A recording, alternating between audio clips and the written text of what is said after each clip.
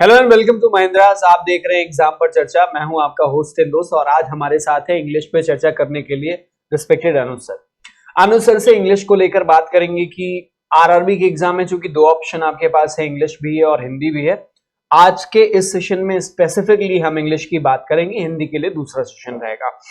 तो sir, English जो है वो जनरली नॉर्थ के जो लोग होते हैं उनको थोड़ी प्रॉब्लम करती है, मतलब साइकोलॉजिकली भी एक जहन में सेट होता है इंग्लिश दिक्कत करेगी। और देखें तो जनरली इंग्लिश प्रॉब्लम करती है। स्पोकन का क्या है, अलग है। तो जब इंग्लिश के क्वेश्चन सॉल्व करने होते हैं वो, आप जैसे मुझे स्पोकन आती है, थोड़ी बहुत बोल लेता हूं, लेकिन जब भी मेरे को क्वेश्चन करना होगा, जो ग्रामर का एरर निकालना है या कोई वर्ड दिया हुआ फिट करना है, तो उसमें मुझे प्रॉब्लम होती है। अब मैं आपसे कुछ सवाल पूछूंगा। जैसे सबसे पहला तो हम चाहते हैं कि हम लोग देख लें कि लास्ट ईयर जो हमारा इंग्लिश का सेक्शन रहा है उसमें किस पोर्शन से या किस तरीके के टाइप के क्वेश्चंस पूछे गए हैं। सबसे पहले सर रीडिंग कॉम्प्रिहेंशन दिख रहा है और यहाँ पे 13 क्वेश्चंस जो क्लैरिकल मेंस है उसमें पूछे गए। पीओ मेंस में 8 सवाल इससे रिलेटेड दिए गए। बिल्कुल। मैच द कॉलम से 5 क्वेश्चन वहीं क्लैरिकल में था, पीओ मेंस में ये क्वेश्चन नहीं था। तो sir one by one he start कर लेते हैं हम लोग, रीडिंग कॉम्प्रिहेंशन से ही स्टार्ट कर लेते हैं। बिल्कुल। और एक शुरुआत करते हैं हम लोग। वसंत जी, तो एक जरूर आपने एक बात कही कि नॉर्थ इंडिया में कहीं कुछ लोगों को थोड़ा सा ऐसा इशू रहता है कि लैंग्वेज के पॉइंट ऑफ व्यू से या इंग्लिश लैंग्वेज का जो क्वेश्चंस होते हैं या डिफरेंट एग्जाम्स। अभी तो जैसे हम लोग बेसिकली बात कर रहे हैं आरआरबी, पीओ और क्लर्क के लिए, और आरआरबी तो वैसे भी स्पेसिफाइड है, मेंस में ही है। और यहाँ तो बच्चों को ऑप्शन भी मौजूद है कि वो लैंग्वेज में इंग्लिश अगर अटेम्प्ट नहीं करना चाहते तो हिंदी की तरफ भी जा सकते हैं। ठीक है। अगर हम ओवरऑल पर्सपेक्टिव में बात करें, जो आपने पहले थोड़ा सा वाइड अप्रोच लेते हुए कहा कि नॉर्थ इंडिया, तो देखिए ऐसा है, ये बेसिकली मैं इससे थोड़ा सा इत्तेफाक है, सच नहीं रखता तो किसी भी लैंग्वेज का आना और उस लैंग्वेज पर बेस्ड क्वेश्चंस और क्वेरीज को सॉल्व करना, दोनों में बड़ा थिन मार्जिन होगा। तो ऐसे बच्चे जो स्पोकन बहुत अच्छा जानते हैं लेकिन अगर उनका रीडिंग पॉइंट ऑफ व्यू कहीं वीक है तो उनको प्रॉब्लम होगी, वो नॉर्थ इंडिया से हो या साउथ इंडिया से। और एज कंपेयर टू अगर मैं बात करूं, जैसे आरआरबी में इंग्लिश के साथ साथ हिंदी भी आ रहा है, तो जिस लेवल का हिंदी का भी क्वेश्चंस आरआरबी में आते हैं उसके लिए भी देखिए पढ़ना पड़ता है। आपको हिंदी में भी लैंग्वेज को समझना होगा। और पता नहीं क्यों मैं अपने एंड से प्रैक्टिकली मुझे कहीं कहीं लगता है कि सामान्य तौर पे बच्चों को इंग्लिश ज्यादा इजी लगेगी अटेम्प्ट करने में बजाय के हिंदी।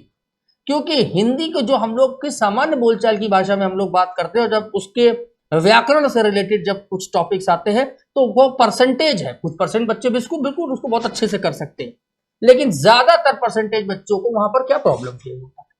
अगर मैं बात करूं, एक एग्जाम्पल ले लेता हूं हिंदी में, तो आज की डेट में अगर मैं बात करूं तो मैक्सिमम बच्चों से पूछूं कि आपको पार्ट्स ऑफ स्पीच के नाम याद है तो उनको याद होते हैं। अगर हिंदी में पूछूं नहीं याद तो बड़ा मुश्किल होता है कि वहां पर संज्ञा, सर्वनाम, क्रिया और विशेषण और क्रिया विशेषण और विस्मयादि बोधक और ये सब करते करते बच्चे कहते हैं ये क्या होता है। तो अलंकार हुए, समास हुए और इन सब से रिलेटेड क्वेश्चंस आते हैं। तो देखिए मेरा मानना है कि वहां ज्यादा मेहनत करनी पड़ेगी अगर आप हिंदी चूज करते हैं। अच्छा, तो एक और चीज लगती है, मैंने हिंदी का पेपर ऐसा देखा है, करने की कोशिश भी करी है जी, जो एरर वाले क्वेश्चंस होते हैं, चूंकि हमारी प्रैक्टिस में गलत वाली प्रैक्टिस बोलचाल वाली हिंदी में इतनी ज्यादा है कि जब वो क्वेश्चन सामने आया तो वो क्वेश्चन में मुझे वो गलत वाला ही मुझे सही लग रहा था। होता ये कहलाता है ना, हम लोग अपभ्रंश भाषा का इस्तेमाल करते हैं और कॉन्फिडेंस भी बराबर आ रहा था कि वो इंग्लिश में भी होता है। इसलिए मैं कह रहा हूँ भाषा है।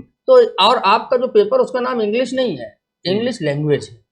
लैंग्वेज मतलब ये भाषा जुड़ी हुई है, भाषा से रिलेटेड क्वेश्चंस हैं। अच्छा, भाषा सीखना एक प्रक्रिया है या फिर ओवरनाइट ही हो सकता है? ये एक प्रक्रिया है, भाषा सीखना एक प्रोसेस है, लेकिन ये प्रोसेस ऐसा नहीं है। ये पहली चीज तो भाषा सीखना का कोई एंड पॉइंट नहीं होता है। आपको रोज कुछ ना कुछ मिलेगा, आप रोज नया सीखेंगे। आप हिंदी सीखते हो, आप इंग्लिश सीखें, आप फ्रेंच सीखें, आप स्पेनिश सीखें, आप उर्दू सीखें, आप तमिल सीखें, आप मलयालम सीखें, कोई भी भाषा सीखें, उसकी शब्दावली, उससे रिलेटेड उसका ग्रामर, उसका व्याकरण जिसको हम लोग बोलते हैं, और सबसे बड़ी बात किसी भाषा की फील को समझना। क्योंकि जो भाषाओं के टर्म होते हैं उनके इस्तेमाल इस तरीके से होते हैं कि आप उनके शाब्दिक अर्थ से सारी चीजों को नहीं जान सकते। इसलिए जितना ज्यादा पढ़ेंगे उतना ज्यादा अच्छा आप फील करेंगे, उतना आपका अंडरस्टैंडिंग का पावर, लैंग्वेज फीलिंग का पावर। और देखिए अब आपने जो पहला क्वेश्चन हमको दिखाया रीडिंग कॉम्प्रिहेंशन, अब ये पैसेज बेस्ड क्वेश्चंस हैं। देखिए, और पैसेज मतलब रीडिंग करना, बहुत ढेर सारे तरीके हो सकते हैं। देखिए कुछ लोग कहते हैं मैं पहले पैसेज रीड कर लेता हूँ उसके बाद क्वेश्चन पे जाता हूँ, मेरी अंडरस्टैंडिंग इतनी अच्छी है कि एक बार पैसेज पढ़ने के बाद मुझे दोबारा पैसेज देखने की जरूरत नहीं पड़ती। लेकिन ऐसे लोगों का परसेंटेज कम। कुछ लोग कहते हैं मैं तो पहले क्वेश्चंस का ओवरव्यू कर लेता हूँ उसके बाद फिर पैसेज पे आता हूँ। तो मेरा यहाँ पर एक सामान्य सा क्वेश्चन रहता है कि आप पैसेज को रीड करने के बाद क्वेश्चन पे जाएं या क्वेश्चन रीड करने के बाद पैसेज में आए, अल्टीमेटली रीड आपको करना होगा। पर बेहतर कौन सा, क्योंकि कई बार अप्रोचेस में दोनों विकल्प दो अलग अलग तरीके के लोगों के लिए बेहतरीन होता है। वाइड एंगल व्यू चाहिए होता है थोड़ा सा देखने के लिए। जब हम सिस्टम पर इस एग्जाम को दे रहे होते हैं, कंप्यूटर बेस्ड टेस्ट है, तो मैं बच्चों को सजेस्ट करना चाहूंगा अगर आपके अंदर इंग्लिश लैंग्वेज का रीडिंग और अंडरस्टैंडिंग परफेक्ट है कि आपने पैसेज को रीड किया और रीड करने के बाद आपको दोबारा पैसेज एक आध बार आपको देखने की जरूरत है, अदरवाइज नहीं जरूरत है, आपको पिक करने की जरूरत नहीं, आप क्वेश्चंस देख करके इजी है, क्योंकि आरआरबी के एग्जाम है इसलिए लेवल बहुत इजी होता है, इसलिए परेशान नहीं होइए, आप क्वेश्चंस को पढ़ करके सॉल्व करते हैं। तो ये मेथोडोलॉजी उन बच्चों के लिए है जिनका रीडिंग हैबिट बहुत स्ट्रॉन्ग, जिनका पर मिनट वर्ड को रीड करना विद अंडरस्टैंडिंग वो 1 मिनट में 250 300 तक जाता है, 400 तक जाता है। मैं सर एक ये आप फिर से कंफर्म करिए, जिनका बहुत अच्छा है रीडिंग अंडरस्टैंडिंग वो पहले पैसेज को रीड करे, अच्छा वो पहले क्वेश्चन पे जाएंगे। और जिनका रीडिंग में रीडिंग के साथ अंडरस्टैंडिंग कहीं वीक होता है वो उनको मेरा क्वेश्चन पढ़ें, क्लू के लिए क्वेश्चन पढ़ें, क्वेश्चन पर रिलेटेड टर्म को देखें और पैसेज को वाइड व्यू करके दें। मैं अक्सर बच्चों से कहता हूं जब मैं क्लास में होता हूं बड़ी आंख करो, इट मींस जब पैसेज को देखो तो ये नहीं कि 1 बाय 1, बड़ी आंख करके देखो। पैसेज के अंदर जो छोटे छोटे पैराग्राफ होते हैं कोशिश करिए उस पूरे पैराग्राफ में सर्च करने की कोशिश करिए रिलेटेड बात कहां कही गई है, रिलेटेड टर्म कहां गया है जहां से आपने क्वेश्चंस को देखा है। तो ये जो तरीका होता है, और कंप्यूटर बेस्ड टेस्ट में एक आसान काम हो गया है, एक बार में एक ही क्वेश्चन आता है स्क्रीन पर। तो अगर आप उस क्वेश्चन को देखते हो और पैसेज को रीड करना शुरू करते हैं तो जब आप किसी एक पर्टिकुलर क्वेश्चन के आंसर के लिए पैसेज में आते हैं तो केवल पहले ही पैराग्राफ में जरूरी थोड़ी मिल जाए। अच्छा, आपका दिमाग भी ऐसा ओरिएंटेड रहता है कि आप सिर्फ उसी क्वेश्चन की सर्च में लगे रहते हैं, सर्च में तो होते हैं और साथ में दूसरे भी चीजें आप पढ़ रहे होते हैं। और जब नेक्स्ट क्वेश्चन पे आप जाते हैं तो आपको मालूम होता है कि अगर किसी पैसेज के अंदर और बात की जा रही थी किसी पर्टिकुलर साइकोलॉजी के ऊपर और आपने पहले क्वेश्चन में उस साइकोलॉजी को देख करके अपना आंसर दिया और उससे ऊपर अगर वो साइकोलॉजी से रिलेटेड किसी न्यूरो फंक्शन की बात कर रहा था और नेक्स्ट क्वेश्चन में अगर न्यूरो फंक्शन दिखता है तो आप कहते हैं अभी तो पढ़ के गया था ऊपर लिखा हुआ है। पैसेज को बार बार रीड आपको नहीं करना होता है, आप क्वेश्चन से पैसेज में आते हैं तब भी, इसलिए परेशान होने की जरूरत नहीं होती। सेकंड पॉइंट, अगर यही पेन और पेपर बेस्ड एग्जाम होता तो एक निगाह में पहला क्वेश्चन दिखता है, फिर दूसरा दिखता है, फिर तीसरा दिखता है, तो आप क्वेश्चन भी जंप करते हैं। जब कंप्यूटर बेस्ड है तो पैसेज तो आपका स्टैटिक होता है, क्वेश्चन होता है चेंज, तो आपको चिंता करने की कोई बात ही नहीं है। 1 बाय 1 उसको क्या करिए, आगे चलिए। और पहले 2 क्वेश्चंस में, फॉर एग्जांपल किसी पैसेज में 5 और 6 और 7 क्वेश्चंस हैं, पहले 2 क्वेश्चंस में अब देखिए ये बाई चांस होता है, कभी कभी ऐसा होता है पहला क्वेश्चन फर्स्ट पैराग्राफ से ही पूछ लिया गया उस पैसेज के, कभी कभी वो लास्ट में होता है, लेकिन आपके लिए दोनों में बेनिफिट होता है। क्या कि अगर आप मान लीजिए कि 4th में है तो आप पूरा पैसेज पढ़ गए तो आगे के क्वेश्चंस इजी होते हैं, वर्ड्स पिक नहीं करने होते जो वोकैब बेस्ड क्वेश्चंस आते हैं। मेजरली 4 और 5 टाइप के क्वेश्चंस पूछे जाते हैं पैसेज से, direct questions, indirect questions, reference based questions, कुछ वोकैब से, कुछ वोकैब बेस्ड क्वेश्चन, ट्रू और फॉल्स टाइप क्वेश्चन। इसके अलावा और किसी भी तरीके का क्वेश्चन आपके आरआरबी के एग्जाम में इससे पूछा नहीं जाएगा। ये क्लासिफिकेशन आप कर सकते हैं। पैसेज के अंदर भी अगर आपको लगता है कि टाइम कम है, मैं कुछ सेव करना चाहता हूं, तो उसमें हमारा मेजर सजेशन हमेशा ये रहता है कि आप ट्रू और फॉल्स टाइप के क्वेश्चंस को लास्ट में रख सकते हैं। डायरेक्ट क्वेश्चंस रेलिवेंट ही रखते हैं, पैसेज के साथ में उनको प्रायोरिटी दीजिए। वोकैब बेस्ड क्वेश्चंस को प्रायोरिटी दीजिए। और अगर किसी पैसेज पे 7 और 8 क्वेश्चंस हैं वसंत जी, और आप 4-5 तक भी उसको कर ले जाते हैं, तो आपको भी पता है कट ऑफ कहाँ जाता है इंग्लिश का, इसलिए बिल्कुल चिंता करने की जरूरत नहीं होती है। कुछ लोग केवल रीडिंग कॉम्प्रिहेंशन के क्वेश्चन करके ही इंग्लिश क्वालिफाई कर ले जाते हैं, तो ऐसा भी आप लोगों को मिलेगा वहां पर पेपर में। सर एक सवाल बिल्कुल ऐसे स्टूडेंट के रूप में मेरा है कि मुझे इंग्लिश में आरसी पढ़ने में भी दिक्कत है। मैं सर जैसा आपने कहा कि मैं क्वेश्चन पढ़ के उसको टैकल करूं, तो क्या ये कंपलसरी कि मैं टैकल करूं? और मुझे कॉन्फिडेंस नहीं आ रहा है, क्योंकि मैं इनिशियल स्टेज पे बच्चा जब होता है तो उसको कॉन्फिडेंस नहीं आता, तो क्या वो करना चाहिए क्वेश्चन? नहीं, कोई बात नहीं। देखिए ये डिपेंड करता है। देखिए जब आपने अगर देखा होगा, आपने एक एनालिसिस दिखाया था कि रीडिंग कॉम्प्रिहेंशन से रिलेटेड क्वेश्चंस थे, 15 क्वेश्चन थे क्लरिकल मेंस में, इसके क्लरिकल और मेंस में 8 थे, और क्लरिकल में आपने 15। हाँ, पीओ वाले में 8 थे और क्लरिकल में आरसी से रिलेटेड 15 थे। इसके अलावा अगर हम इसके बाद में बात करें, जो अदर क्वेश्चंस हमको लोगों को दिखाई दे रहे थे, रीडिंग कॉम्प्रिहेंशन के अलावा रीअरेंजमेंट ऑफ सेंटेंसेस स्क्रीन पे आ जाएगा सर। हमारे पास फिल इन द ब्लैंक्स के क्वेश्चंस मौजूद होते हैं, और ये रेशियो जो है वो अभी हम ये नहीं कह सकते कि हमेशा ऐसा ही रहता है, नहीं, हो सकता है इस ईयर के एग्जाम में कुछ भी चेंज होता है। तो अगर आपको लगता है कुछ बच्चों को रीडिंग कॉम्प्रिहेंशन मेरे लिए टफ है, तो एग्जाम क्वालिफाई करने के लिए आपके पास error detection, cloze test, fill in the blanks, जहां पर वोकेबलरी की रिक्वायरमेंट अच्छी खाती होती है, वर्ड रिप्लेसमेंट की रिक्वायरमेंट होती है, वहां पर देखिए एक अच्छी बात क्या होती है, आपको पता होता है मुझे ये क्वेश्चन आता है या नहीं आता है। रीडिंग कॉम्प्रिहेंशन के अंदर आपके साथ दो तरीके की सिचुएशंस होती हैं। पॉजिटिव पॉइंट क्या होता है कि अगर आपने किसी क्वेश्चन को सॉल्व किया तो वहां कोई डिलेमा नहीं होगा आपको कि मेरा क्वेश्चन सही है या गलत। सेकंड थिंग, प्रॉब्लम कहां होती है रीडिंग कॉम्प्रिहेंशन में, अगर रेफरेंस बेस्ड क्वेश्चन है तो आप आइडिया जनरेट नहीं कर पाते, बिल्कुल, और अगर रीडिंग आपकी जरा भी वीक है तो आप फंस जाएंगे। सर एक और सवाल है, रीडिंग स्ट्रॉन्ग करने का क्या तरीका है? बहुत सिंपल है। देखिए रीडिंग स्ट्रॉन्ग करने का मतलब मैं सजेस्ट करता हूं बच्चों को कि आपको रीडिंग मतलब पढ़ना, पहली चीज तो रीडिंग करनी है, पढ़ना ही पढ़ना है, यानी हैबिट। एक आपको हैबिट कल्चर में अपने लेकर के आइए कि हम अब देखिए मैं सजेस्ट करता हूँ, न्यूज़पेपर सजेस्ट करता हूँ बेसिकली, आप नॉवेल्स और मैगजीन भी पढ़ सकते हैं। आप आज की डेट में इंटरनेट पे बहुत सारे आर्टिकल आप मुझे बोल देंगे, आपने मुझसे कह दिया कि आप न्यूज़पेपर पढ़िए, मैंने हिंदू लेके आया, आप हिंदू ले आइए, मैं हिंदू लेके आया, बहुत बड़ा तगड़ा आर्टिकल लिखा हुआ है, मुझे कुछ नहीं पल्ले पड़ा, बिल्कुल तो मेरे जोन से भी बाहर है, नहीं पढ़ा, समझाता हूँ क्यों। अगर आप एक नए स्टूडेंट हैं तो पहली चीज, बच्चों के अंदर आजकल हमने देखा एक बड़ा भ्रम भी पैदा हो गया। जब भी बात करता हूँ, क्लासेस में रहता हूँ और डिस्कशन करता हूँ, तो बच्चे कहते हैं कि सर, मैंने कहा रीडिंग करते हो? सर मैं वो द हिंदू का वो देखता हूँ, मैं उसी पॉइंट पे एडिटोरियल। बिल्कुल, देखिए पहले मेरी बात समझने की कोशिश करिए। द हिंदू जैसा स्टैंडर्ड और प्रतिष्ठित न्यूज़पेपर इस देश का, जिसके आर्टिकल में अगर हम अंदर चलते हैं जहां पर एडिटोरियल की बात होती है, उसको लिखने वाले को की क्षमता से आप सभी को पहले तो रूबरू होना होगा। दूसरा, वो जिन मुद्दों के ऊपर होता है वो मुद्दे की अवेयरनेस देश में इस वक्त क्या चल रहा है, उस पर जो सबसे ज्यादा इस वक्त आप चर्चा में होते हैं, इस तरीके के जो भी है, जैसे फॉर एग्जाम्पल अभी रिसेंटली मणिपुर का केस चल रहा है, मणिपुर का केस चल रहा होगा, रशिया और यूक्रेन वार पे रिलेटेड होगा, वो एनालिसिस करता है। न्यू पार्लियामेंट के ऊपर कोई आर्टिकल हुआ तो वो एनालाइज उस लेवल के लोग करते हैं हिंदुस्तान में, जिनका लैंग्वेज का, भाषा का जो स्तर है वो कहाँ है।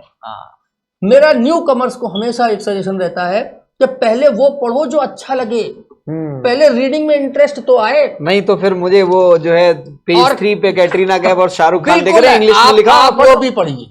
मैं बिल्कुल सर, मैं कॉन्फिडेंस भी फील कर रहा हूँ, कई शब्द की मीनिंग नहीं पता है, लेकिन वो पता है कि क्या, पहले इंटरेस्ट है। जब वो इंटरेस्ट होता है, मेरे को ये पढ़ने में मजा आएगा। किसी को स्पोर्ट्स में इंटरेस्ट है तो वो क्रिकेट का पेज पढ़े, बिल्कुल मैं पहले सजेस्ट करता हूँ, क्योंकि इट्स अ ग्रेजुअल प्रोसेस, ये रातों रात नहीं हो सकता। Rome was not built in a day. अब हम पढ़ने बैठ गए सीधे हिंदू और एडिटोरियल, वो भी आप आज की तारीख में बच्चा नहीं पढ़ रहा है, अरे वो तो वो यूट्यूब में कोई और पढ़ रहा है, वो बच्चा तो उसे देख रहा है मेरा। अरे आपको पढ़ना है, वो आपको लगता है उससे वोकेबलरी मेरे पास मिल गई, अब मैं तो बहुत कुछ सीख जाऊंगा। नहीं, आप अपनी रीडिंग को कमजोर कर रहे हैं।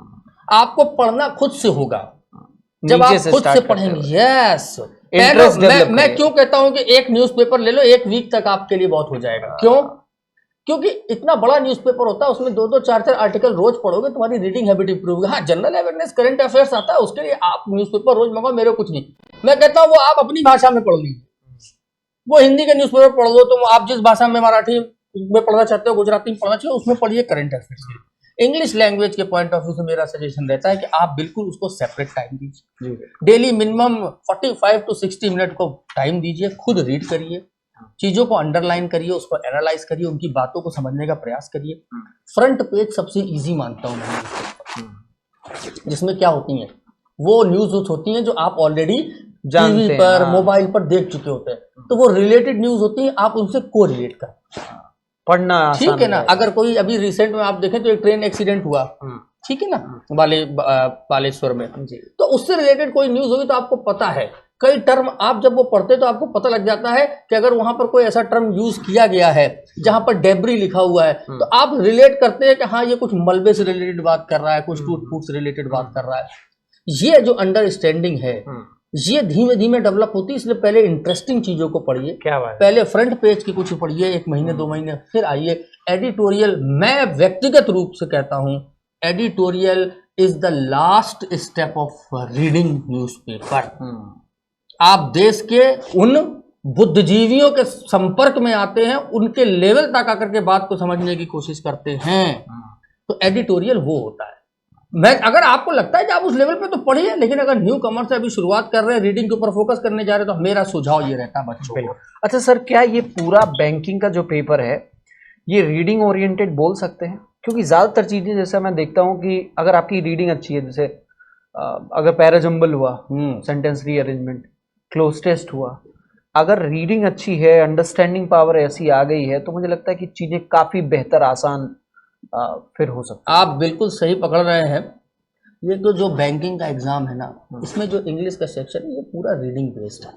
कोई आज की डेट में ये बोलता है कि मैं आपको पार्ट्स ऑफ स्पीच 6 महीने पढ़ाऊंगा और आपकी ग्रामर इतनी जबरदस्त कर दूंगा और आप पेपर क्वालिफाई कर लेंगे, तो वो आपको कहीं ना कहीं धोखा दे रहा है, गलत डायरेक्शन की ओर ले जा रहा है। मेरा सजेशन है आपको पेपर क्वालिफाई करने के लिए लैंग्वेज को समझना जरूरी है, बजाय इसके ग्रामर का रोल एक सर्टेन परसेंटेज तक है, उसकी इंपॉर्टेंस वहीं तक है। उसमें आपको ये पढ़ना है कि हाँ कहीं मैं लिखी हुई कुछ खुद राइटिंग करना है या कुछ रीड कर रहा हूँ, करेक्शन ऑफ एरर्स के अगर 2-4 क्वेश्चंस आते हैं तो फ्रेज रिप्लेसमेंट या सेंटेंस इंप्रूवमेंट, वहाँ कहीं मैं कुछ गलत नहीं करूँ कि कहाँ वर्ब की फर्स्ट सेकंड थर्ड फॉर्म लगनी है, एडजेक्टिव की जगह एडवर्ब का यूज कहीं कर दिया गया, प्रोनाउन में कुछ नंबर्स को चेंज किया गया, तो इस तरीके की चीजें रहती हैं। आरसी के साथ वोकैब अटैच होती है, बिल्कुल। वोकैब के जो ऑप्शंस होते हैं, चाहे सिनोनिम्स में खास तौर से ऐसा होता है, बहुत क्लोज ऑप्शंस, क्योंकि मीनिंग वर्ड की सेंटेंस में किस तरीके से इस्तेमाल की गई है, वो अगर आपकी रीडिंग अच्छी नहीं तो शायद आप उसका आंसर, उसका नाम ही क्लोज टेस्ट है, और वो इसलिए नाम है क्योंकि उसमें क्लोज होता है। और उसको करने के लिए देखिए बड़ा आपको थोड़ा सा मैं आपको सर नहीं, मैं यहाँ पे सर रोकूंगा पहले कि कंपोजिशन बेस्ड कौन कौन से क्वेश्चंस होते हैं। कंपोजिशन बेस्ड जो बैंकिंग के एग्जाम में बेसिकली आते हैं उनमें क्लोज टेस्ट होते हैं आपके, रीअरेंजमेंट ऑफ सेंटेंसेस होते हैं, उस पर बेस्ड क्वेश्चंस होते हैं। आप कुछ नए मेथोडोलॉजी के आने लगे, बेसिक्स सेम है। फिल इन द ब्लैंक्स जिसमें सिंगल फिलर और डबल फिलर्स आते हैं, ठीक है। और आजकल कंपोजिशन बेस्ड कुछ और क्वेश्चंस भी आने लगे हैं जहां पर आपको मैच करना होता है राइट और लेफ्ट में, रेलिवेंसी चेक करनी होती है कि किसी पर्टिकुलर सेंटेंस को हम किससे मैप करें। मैं फिर बच्चों को कहना चाहता हूं इसमें कुछ नया नहीं है, इसमें कुछ अलग नहीं है, सारी की सारी चीजें वही हैं। आपको क्वेश्चन का पैटर्न बदला गया है, लेकिन बेसिक्स रीडिंग और लैंग्वेज की अंडरस्टैंडिंग ही होती है। अगर वो आपको दिखाई दे रहा है तो वो आपके लिए उचित है। बिल्कुल। तो सर अब क्लोज टेस्ट के बारे में बात कर रहे हैं। जैसे आरसी तो हो गया भाई, आरसी के लिए आपको रीडिंग बहुत अच्छी करनी पड़ेगी। आपने तरीका भी बता दिया कि रीडिंग अच्छी है तो, बहुत अच्छी नहीं है तो कैसे करना है, अप्रोच एक आपने डेवलप करी और लोगों को ऐसे प्रैक्टिस करना भी चाहिए। क्लोज टेस्ट को कैसे लेके चला? क्लोज टेस्ट सबसे इजी मैं मानता हूँ एक ऐसा टॉपिक है इंग्लिश लैंग्वेज के पार्ट पर जो सबसे आसान होता है। उसको करते वक्त कुछ बेसिक्स होते हैं, उनको अगर आप गलती नहीं करेंगे तो क्लोज टेस्ट बहुत आसानी से सॉल्व हो सकता है। अक्सर लोग गलती क्या करते हैं, किसी एक पैसेज में जैसे अगर मान लीजिए 10 ब्लैंक्स हैं या 5 या 6 हैं, तो लोग करते क्या है कि पैसेज को रीड करना स्टार्ट करते हैं, ना फर्स्ट ब्लैंक पे आके रुक जाते हैं और रुकने के बाद सीधे चले जाते हैं अपने ऑप्शंस के ऊपर, वहाँ लिखा होता है नंबर 1, वहाँ जाके ढूंढने लगते हैं। अगर आप उस पैसेज को सिर्फ एक बार स्टार्ट से लेके एंड तक रीड कर लीजिए 30 सेकेंड 45 सेकेंड में, ये रीडिंग आपको एक अंडरस्टैंडिंग प्रोवाइड करता है। उसमें आपको कुछ चीजें अपने दिमाग के अंदर लानी होती, सोचनी होती। पहला, what is the subject of the passage. दूसरा, मोटा आइडिया तो लग ही जाएगा उस सब्जेक्ट के लिए ये जो पर्टिकुलर पैसेज है वो पॉजिटिव बात कर रहा है नेगेटिव, क्योंकि जिस थीम के ऊपर पैसेज चल रहा होता है, अगर आप पीछे प्रैक्टिस करेंगे प्रीवियस ईयर पेपर्स के या प्रैक्टिस पेपर के, तो अक्सर आप ऑप्शंस में पाएंगे कि वहां पर फिलर्स में दो कंट्राडिक्टरी वर्ड दिए होते हैं, एक उस पैसेज के लिए पॉजिटिव थॉट दे रहा होता है, एक नेगेटिव थॉट। आपको ये जज करना होता है कि ये पर्टिकुलर पैसेज है, फॉर एग्जाम्पल कि कोई पैसेज ग्लोबल वार्मिंग के ऊपर है, तो वो आपको पढ़ते हुए ये समझना है कि ये ग्लोबल वार्मिंग के लिए बात कर रहा है, साथ ही कौन कौन से फैक्टर्स हैं जो ग्लोबल वार्मिंग के लिए जिम्मेदार है। इसका मतलब वो एनवायरनमेंट में एक नेगेटिव पॉइंट को लेकर के जा रहा है इन फैक्टर्स की वजह से।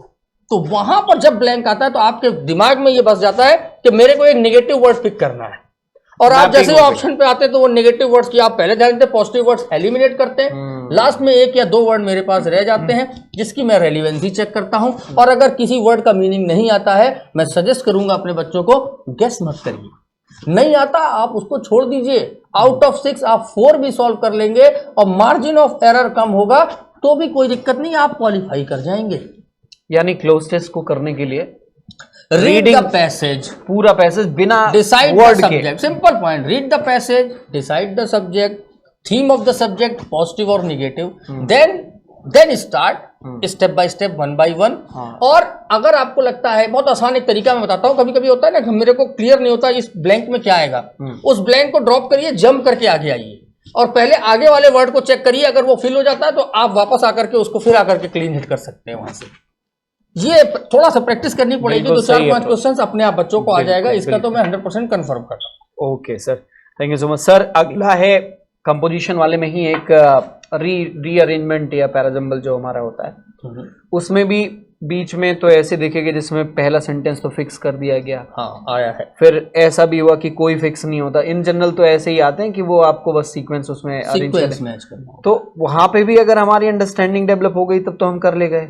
देखिए वहां पर अंडरस्टैंड, बिल्कुल सही है, अंडरस्टैंडिंग वहां भी डेवलप होती है, रीडिंग अच्छी है। देखिए एक बड़ा सिंपल मैं आप लोगों को बताता हूँ इसको, एक मैं रीडिंग के पॉइंट ऑफ व्यू से, स्पेशली अगर आप रीअरेंजमेंट ऑफ सेंटेंस की बात करें, इसको आप पैराजम्बल भी बोलते हैं हम लोग, और वैसे बैंकिंग की बात कर रहे हैं, लेकिन एसएससी में वो PQRS भी बोलने लगे हैं कुछ लोग, खैर वो एक अलग अलग अपना अपना तरीका है। लेकिन अगर आरआरबी के पॉइंट से बात करें तो मैं बच्चों को एक सजेशन देना चाहूंगा, बच्चों को रीअरेंजमेंट को समझने का, रीअरेंजमेंट समझने के लिए क्वेश्चन मत सॉल्व करिए, पहले कोई थ्योरी पे मत जाइए, एक दिन बैठिए, एक पैसेज उठाइए, ठीक है, और उस पैसेज को 5 और 6 सेंटेंस में ब्रेक कर लीजिए, अपने हाथ से अलग कर दिए टुकड़े। उसके बाद उसको क्या कर दीजिए, जंबल कर दीजिए, नीचे वाला ऊपर, ऊपर वाला नीचे। अब आपके पास आपके द्वारा किया हुआ एक अरेंजमेंट है और साथ में जो न्यूज़पेपर रखा है जिससे आपने जो पैसेज है वो है। अब आप थोड़ी देर के लिए इसको अब रीअरेंज करेंगे। पहला अरेंजमेंट आपने क्या किया, उसको ब्रेक किया, अब रीअरेंज करने जा रहे हैं जी।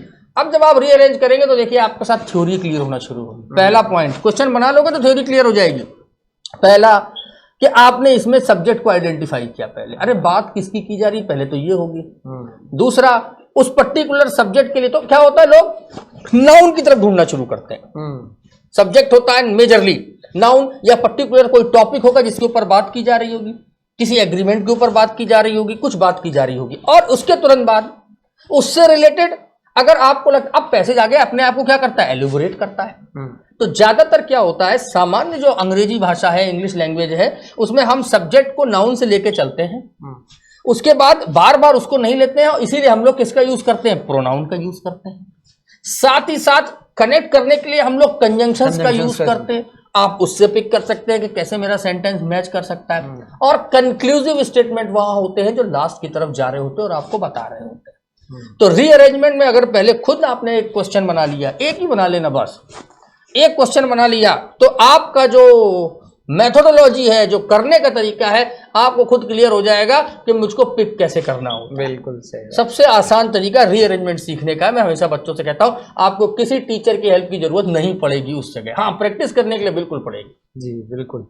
तो सर ये तो अभी रीअरेंजमेंट में अगर आपने जैसे बताया वो कर लेते हैं, और थोड़ा बहुत जो कुछ लोग ट्रिक्स वाले पॉइंट्स पे कि भाई ये ध्यान दे देना, ये ध्यान देना, अगर हम दोनों चीजों को मिला लें बहुत छोटी छोटी, तो फिर तो काम बन गया। बिल्कुल। रीअरेंजमेंट इजी, मैं तो हर बच्चे से कहता हूँ रीअरेंजमेंट का क्वेश्चन आ जाए आपको फ्री के मार्क्स देने जा रहा है, उसको हमेशा अटेम्प्ट करिए। फिल इन द ब्लैंक्स, बहुत बढ़िया सर। इसमें 2 वर्ड वाले भी आते हैं, डबल फिलर्स आते हैं, डबल फिलर्स सिंगल आते हैं, और अब और तरीका, अब तो ट्रिपल भी हो गए हैं। तो ये कैसे? और अब तो ऐसा भी होने लगा है कि फिल इन द ब्लैंक्स में वर्ड्स पे बेस्ड कम हो जाते हैं और एक सेंटेंस में ही एक बड़ा सा ब्लैंक दे देते हैं, और उसके बाद फ्रेज नहीं होता है। अब आपने एक सेंटेंस दिया, उस सेंटेंस में उन्होंने बीच में पार्ट को क्या कर दिया, कट कर दिया, और उसके बाद उसके रेफरेंस से रिलेटेड नीचे 5 ऑप्शन दे दिए। अब उसने कहा कि ये जो पूरा सेंटेंस दिया हुआ है इसमें एक ब्लैंक है, अब उस ब्लैंक में ये कौन सा स्टेटमेंट आएगा जो इस सब्जेक्ट के अकॉर्डिंग यहाँ रेलिवेंट होगा और वो हमारा आंसर होगा। वो तो देखिए फुल्ली रीडिंग बेस्ड होता है, और उसमें भी आपको बिल्कुल थ्योरी और बेसिक्स वहां भी सेम है। जब भी आप फिल इन द ब्लैंक से क्वेश्चन सॉल्व करें, पहला सजेशन मेरा हमेशा रहता है कि मुश्किल काम है लेकिन अगर कर पाए, आपका जो कंप्यूटर का स्क्रीन होता है उसमें या तो अपना हाथ वहां पर ऑप्शंस के आगे लगा दीजिए, बंद कर दीजिए। जब आपने सेंटेंस को रीड करते समय बीच में ऑप्शंस को देख लिया, आप फंस गए। जब कभी भी आपने रीडिंग नहीं की, पहले ऑप्शन देख लिया, फिर फंस गए। आप वर्ड्स को देखिए नहीं, क्या वर्ड्स क्या वोकैब है, आप केवल सेंटेंस रीड करिए। रीड करते करते आप केवल ये आइडेंटिफाई कीजिए कि इस सेंटेंस में जो लिखा हुआ है वहां पर अगर मैं किस तरीके का वर्ड लेकर के आऊं, उसको अपनी हिंदी और अपनी लोकल भाषा में सोचिए, यहां पर किस तरह का वर्ड होना चाहिए जो इस सेंटेंस को मीनिंगफुल बना दे। ऑप्शन की तरफ अभी मत देखना, पहले अपनी थ्योरी मजबूत कर लो। उसको रीड करते करते ये समझो, रीडिंग करते वक्त, कि यहां किस तरीके का मीनिंग होना चाहिए, कैसा शब्द होना चाहिए जो इस सेंटेंस को। उसके बाद जैसे ये दिमाग में कोई एक थॉट आएगा तुम्हारे, हाँ इस तरीके का वर्ड होना चाहिए, अब ऑप्शन पे आ जाना, अपना हाथ उठाना, उसके बाद देखना, तब वो मिलेगा जाकर। मतलब वर्ड सेल्फ इवैल्यूएशन या फिर अनुमान, हाँ। इसको कहते हैं टू जज द रिक्वायरमेंट ऑफ फिलर। अगर आपने रिक्वायरमेंट फ्री जोन होकर के नहीं सोची और आप अपनी थॉट्स को उस 4 और 5 ऑप्शंस में जो वर्ड्स लिखे हुए हैं उनमें बाउंड कर लेते हैं, तो आपको ऑप्शन चूज करना हमेशा एक प्रॉब्लम देगा। सर लिटरली ये मैंने भी इंग्लिश के पेपर्स किए हैं, जो आप बात अभी बोल रहे हैं ये, पर उस समय में कोई गाइड नहीं था इस तरीके से। अभी मुझे लगता है कि वाकई में ये हकीकत है, ऑप्शन दिख जाते तो सर लगाने का प्रयास ऑप्शन के हिसाब से शुरू हो जाता है। आप डाइवर्ट हो जाते हैं ना, आप उन्हीं के अंदर माइंड हो गए, आपने थॉट ही नहीं लेकर के आए कि आना क्या चाहिए, पहले क्या आना चाहिए देखिए, फिर ऑप्शन तो होगा ही होगा, वो 100% होता है। प्रैक्टिस करके देखिए, 2 4 question, 10 question, 20 question, 50 question, 100 question, देखिए आपकी थ्योरी कितनी सटीक बैठती है आकर के, और आपको मजा आने लगेगा। बच्चों से कहता हूं आप जो करिए, तो अरे आरआरबी मेंस में अभी बहुत टाइम है, प्रैक्टिस कर डालो, 200-400 क्वेश्चन लगा डालो, डिफरेंट जितने भी टॉपिक्स हैं इनमें आप लोग बिल्कुल सेट हो जाएंगे। बस अपने बेसिक्स पे ध्यान, कॉन्सेप्ट को सही रखिए, और एक बार जब आप बेसिक्स को सीख जाते हैं तो उसमें स्पीड बाय डिफॉल्ट आती है। और साथ में रीडिंग करते हुए चलिए, कोई बच्चा आज से भी रीडिंग करना अगर शुरू कर देगा, मैं आपको बताऊं, तो नेक्स्ट 2 और 3 मंथ्स में वो इस लेवल पर होगा, रेगुलर होनी चाहिए, छोड़ना नहीं चाहिए। नेक्स्ट 2 और 3 मंथ्स में वो इस लेवल पे होगा कि 100% आरआरबी का एग्जाम क्वालिफाई कर लेगा। ये मेरा सजेशन है। और कभी भी इस बहकावे में मत आइएगा कि 6 महीने में तो ग्रामर खत्म होती है, इंग्लिश लैंग्वेज का पेपर कैसे क्वालिफाई करोगे आप। No need sir. अब तो ये हो गए, अभी तक जितना भी हम लोगों ने देखा है, चाहे वो कैब हो, कंपोजिशन बेस्ड जितने भी क्वेश्चन होते हैं वो सारे रीडिंग वाले क्वेश्चन, सभी रीडिंग, आरसीबी हमारा तो है ही है, सब रीडिंग पे ही मेजॉरिटी पेपर चला गया। एक जो 5 सवाल तक का बनता है, ये एरर स्पॉट करने वाला, स्पॉटिंग एरर्स की बात, स्पॉटिंग एरर्स। स्पॉटिंग एरर देखिए, अब मैं भी देखिए टीचर कम्युनिटी से आता हूँ, तो लेकिन मैं चूंकि इस टीचिंग कम्युनिटी के साथ साथ मैं थोड़ी अपने खरी बात भी कहने सकता हूँ उसमें, और किसी को खराब नहीं लेना जी। स्पॉटिंग एरर पूरे बैंकिंग एग्जाम के सिनेरियो की बात करें तो एक ऐसा टॉपिक है जिसमें हमारी टीचिंग कम्युनिटी के जो टीचर्स होते हैं वो ज़्यादातर वहीं पढ़ाते रहते हैं, सबको आता वही पढ़ाते हैं। वो उसको ग्रामर पढ़ाया, उसको रीडिंग का तो छोड़ दिया, वो तो खुद से कर लेना, और ये 4 और 5 क्वेश्चन पर फोकस करके उसको part of speech, narration, voice और वो ट्रांसलेशन भी सिखा दिया, और वर्ब की फॉर्म ऑफ। मेरा बच्चों को सजेशन ये है कि बैंकिंग के एग्जाम में करेक्शन ऑफ एरर, या मैं बात करूं सेंटेंस इंप्रूवमेंट की, तो देखिए इस पर्टिकुलर सेक्शन में पहली चीज इसका जो 3 और 4 question, max to max 5 question, max to max 5 है, वो भी नहीं है, बहुत धीमे धीमे कम होता जा रहा है, उसके तरीके बदल रहे हैं। आपको केवल एक काम करना होता है, मेरा सजेशन रहता है कि जितना ग्रामर आपने अभी तक पढ़ा है 8th क्लास 10th क्लास और 12th क्लास तक, वो मोर देन एनफ है इस तरीके के क्वेश्चंस को सॉल्व करना। दूसरा पॉइंट, आपका काम केवल एक, ये आपको नाउन और प्रोनाउन और वर्ब या ये पूरा पार्ट्स ऑफ स्पीच इसलिए थोड़ी पढ़ना है कि फिर से रिवीजन करने बैठ गए। पार्ट्स ऑफ नाउन क्या होते हैं, पार्ट्स ऑफ प्रोनाउन, आपको पढ़ना ये है कि मेरे क्वेश्चन पेपर में नाउन से रिलेटेड किस तरीके की एरर पूछी जाती है, प्रोनाउन से रिलेटेड कितने तरीके की एरर्स होती हैं, एडजेक्टिव की क्या होती है, सब्जेक्ट वर्ब कोऑर्डिनेशन का क्या होता है, कंजंक्शन का क्या होता है, और उन एरर्स पे प्रैक्टिस कर लें। अरे सिंपल। और अगर आप पीछे प्रीवियस ईयर के 10 साल के पेपर उठा लीजिए, राम की जगह बस श्याम लिखा हो सकता है, एरर का कॉन्सेप्ट तो कोई बदल नहीं देगा, क्योंकि वो प्रिंसिपल है, सिद्धांत है, वो एज इट इज वहां पर बना हुआ है कि इस पर्टिकुलर सब्जेक्ट में अगर आपको लगता है कि वर्ब की फर्स्ट फॉर्म या थर्ड फॉर्म लगेगी, वो आपको देखना है, एडजेक्टिव लगेगा कि एडवर्ब, ये आपको साथ में देखना है। कंजंक्शन के आपके 10 टाइप के 5 टाइप के एरर्स हैं, तो वो बट ओनली ये करना है, कहाँ यट आएगा, कहाँ बट आएगा, कहाँ नॉट ओनली है, कहाँ पर, तो ये बड़ा सिंपल पॉइंट है। मैं आपको बता दूं कि पूरे पार्ट्स ऑफ स्पीच के पार्ट में आप सेक्शन वाइज चले जाइएगा, हार्डली 10, 15 और 20 टाइप्स के एरर के क्वेश्चन है जो क्रिएट किए जाते हैं। आप केवल उनको अगर रिवाइज कर लें, एक बार कॉन्सेप्ट को देख लें, तो भी आप इस ऑलरेडी इस लेवल पर है रीडिंग करते हुए, और इस थ्योरी को समझने के बाद, इन क्वेश्चंस को 2-4 बार रिपीट करने के बाद, ये टेंशन आपकी खत्म हो जाएगी कि आप वो 4 और 5 क्वेश्चंस में कौन से क्वेश्चंस अटेम्प्ट नहीं कर पा रहे हैं, क्योंकि रूल्स कोई नए बन करके तो आ नहीं रहे, जो ग्रामर के वो फिक्स हैं। आपने यही पहले पढ़ा हुआ है, और यही दोबारा अगर आप ये सोचते हैं कि कंपटीशन में कुछ अलग अप्रोच होगी, बेसिक्स बिल्कुल सेम है। करेक्शन ऑफ एरर के क्वेश्चंस के लिए फिर मैं सबसे कहूँगा, अगर आप कलेक्ट कर पाए और अपने हाथ से टाइप्स ऑफ एरर्स लिख डालिए, ठीक है, बुक्स में बाकी सब कुछ मौजूद है, मैं समझा रहा हूँ, प्रोनाउन के टाइप मौजूद है, first person, second person, third person, उसी में आप गोल गोल घूमते रहेंगे, वो लैंग्वेज नहीं है।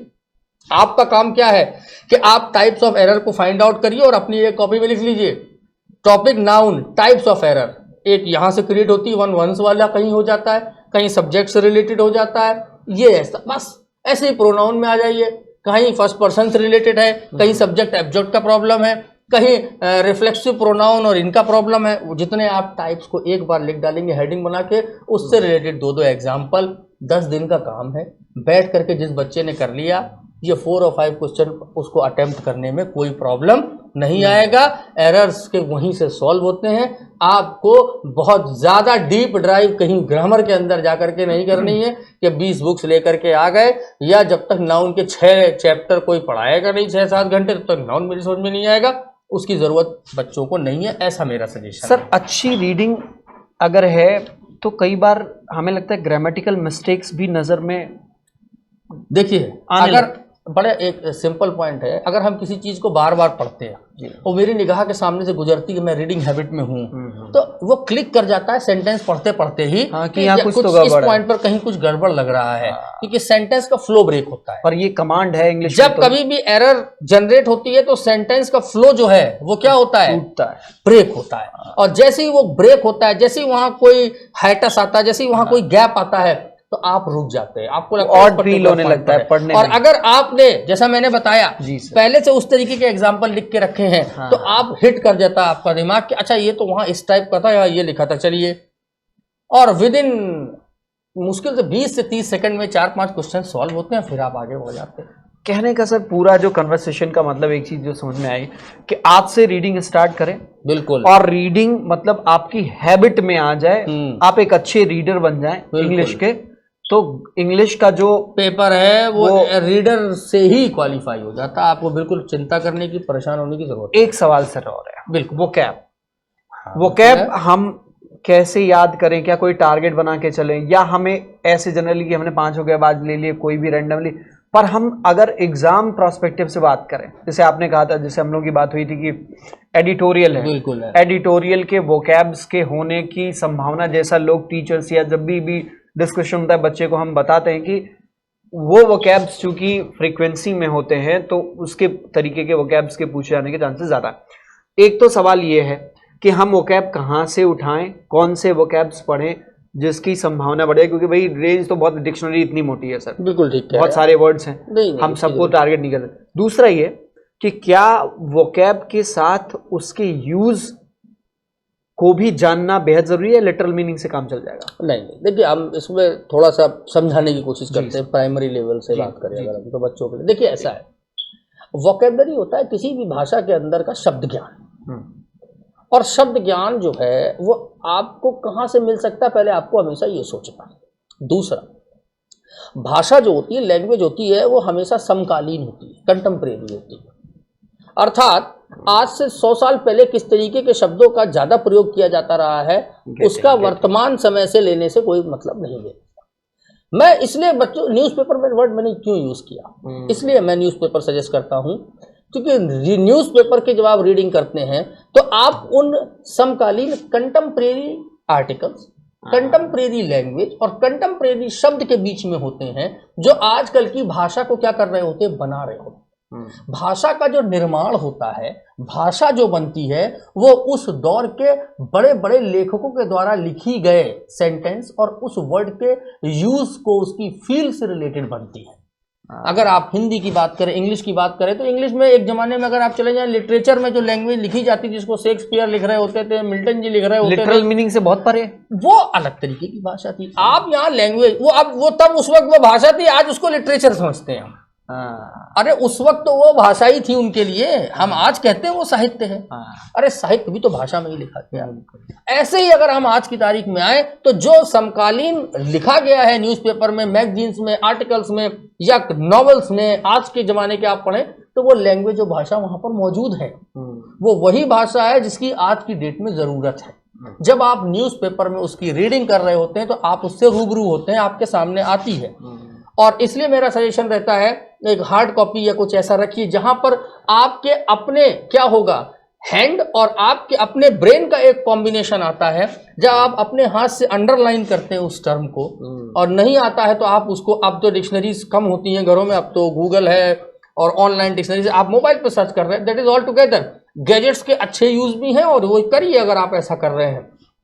अच्छी अच्छी डिक्शनरीज हैं, बहुत कुछ फ्री भी अवेलेबल है और कुछ बहुत थोड़े से अमाउंट में जो है पेड वर्जन्स भी अवेलेबल हैं, जो ज़्यादा बेटर हैं और उनमें ज़्यादा अच्छे यूजेस हैं अगर आप लोग मार्केट में सर्च करें।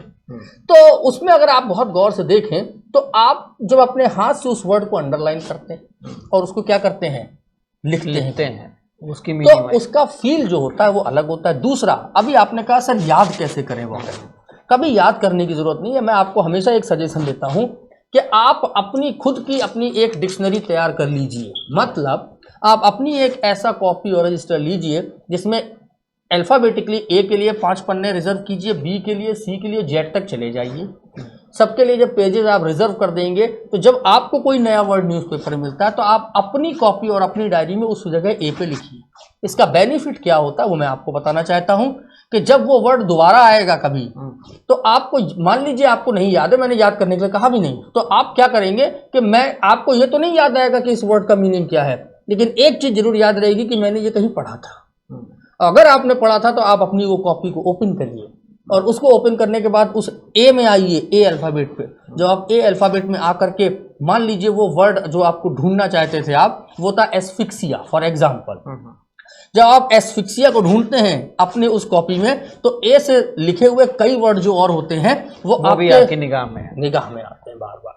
जब आप अपने एस्फिक्सिया को देखते हैं तो उसके ऊपर के 2 और उसके नीचे के 2 वर्ड भी आते हैं, सामने लिखी हुई मीनिंग आती है, आप देखते हैं मीनिंग, यस याद आएगा मेरा पढ़ा हुआ, आप कॉपी बंद कर देते हैं। ऐसे ही बी के आएंगे, ऐसे ही सी के आएंगे, जैसे जैसे आप पढ़ते जाएंगे। फिर जब आप लिखने भी जाते हैं, मान लीजिए कोई नया वर्ड मिला जो आपने नहीं पढ़ा, फॉर एग्जाम्पल आपने इंग्लिश में एक नया वर्ड आपको मिला आज, प्रैग्मेटिज्म। अब पी वाले कॉलम पे आप गए, आपने जब प्रैग्मेटिज्म को जहां लिखा उसके ऊपर के जो 1 और 2 वर्ड लिखे थे ना, वो उस पर भी आपकी आंख जाती है। जब आपकी आंख जाती है और ये आप कंटिन्यू प्रोसेस करते हैं तो कुछ समय बाद आपको उस पर्टिकुलर वर्ड से रिलेटेड जहां आप प्रैग्मेटिज्म लिख रहे होते हैं उसके ऊपर हो सकता है प्यूटेटिव लिखा हो, उसके ऊपर हो सकता है पैरागॉन लिखा हो, उसके ऊपर हो सकता है प्लम लिखा हो।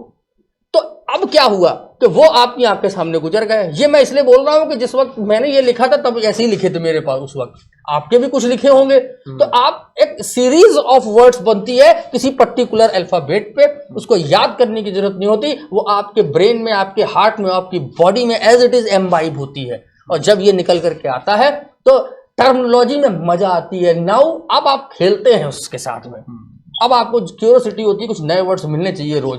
यार वो उसकी टी शर्ट पे लिखा उसको देखूं, वो गाड़ी के पीछे कुछ लिखा था उसका मीनिंग ढूंढता हूँ यार। आज मैंने देखा कि वो कार जा रही थी, उसमें लिखा होता मारुति जैन, जैन का भी कोई मीनिंग होता है क्या? अब क्या हुआ, मजा आने लगता है। जिस दिन ये इंटरेस्ट आपके अंदर जनरेट हुआ, वोकेबलरी किसी के सिखाने से नहीं आती, लैंग्वेज किसी के सिखाने से नहीं आती, पढ़ते जाइए, उसको गुनते जाइए और धीमे धीमे करते करते ये प्रोसेस है। अब देखिए, और कोई बहुत लंबा टाइम नहीं लगता है, इंटरेस्ट क्रिएट होने में 30 to 40 डेज लगते हैं। शुरुआत में रिजिड रहना होगा, मन को थोड़ा समझाना होगा। एक तरफ इंग्लिश का न्यूज़पेपर घर पे और एक तरफ हिंदी का, मन करता ला उठा के पढ़ें, इसमें जरा कुछ खबरें छपी होंगी।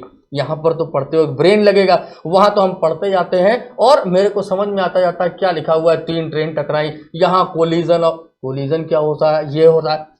यही मजा कुछ दिनों बाद इस इंग्लिश के न्यूज़पेपर में भी आपको आएगा, ये मैं 100% कर सकता हूँ। ये रीडिंग ओवरऑल काम आएगी सारे एग्जाम्स में, आगे फ्यूचर में भी आप लोगों के। वोकैब को लेकर जो सबसे अच्छी बात मुझे लगी कि कौन से वोकैब्स पढ़ने चाहिए, तो आपने जवाब दिया कंटेम्प्ररी, और उसके लिए न्यूज़पेपर जो है बिल्कुल बेस्ट है, क्योंकि जो ज्यादा फ्रीक्वेंसी में जो यूज हो रहे हैं वो चांसेस आपको उसके हमेशा आपके आगे ज्यादा है। तो उम्मीद कर रहे हैं वैसे सारे सवाल हो गए सर, बहुत अच्छे से बताया आपने। हर एक जो जो टाइप के क्वेश्चंस आपके इंग्लिश में बनते हैं। आज के लिए बस इतना ही है sir, thank you so much, आपने गाइड किया हमारे स्टूडेंट्स को। आपका धन्यवाद मुझको यहाँ बुलाने thank you so much sir. और स्टूडेंट्स का भी धन्यवाद जिन्होंने बात सुनी और जिनकी क्वेरीज को हमने प्रयास किया कि हम कुछ बता सकें। जी सर, उम्मीद करते हैं कि इस वीडियो से आपको खुद सीखने को कुछ ना कुछ जरूर मिला होगा। That's it for the day, thank you so much everyone, bye bye, take care, see you next day. अगली क्लास में आपसे मुलाकात होती है। आप खुश रहें, ख्याल रखें, मस्त रहें, पढ़ते लिखते रहें और ईश्वर करे कि आप सफल हो जाएं। लेकिन जाने से पहले इस वीडियो को लाइक ज़रूर कर दीजिएगा, शेयर कर दीजिएगा, और यदि आपने चैनल को अभी तक सब्सक्राइब नहीं किया है तो please do subscribe the channel. That's it, thank you so much.